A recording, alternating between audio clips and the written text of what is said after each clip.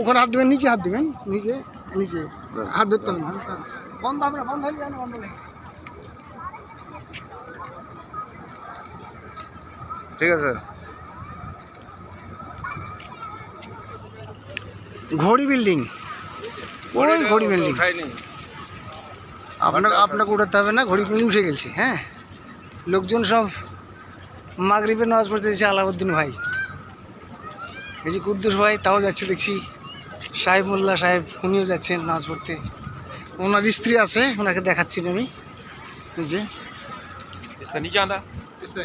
এটা কবিতর চর, কাবা শরীফ ঢুকছি আমরা।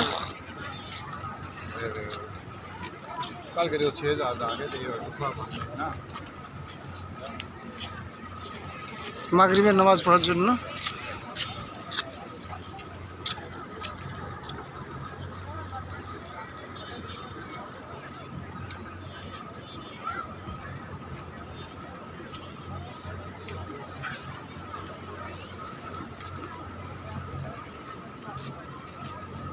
চলেন, আমরা জামাতের ব্যাপার আছে।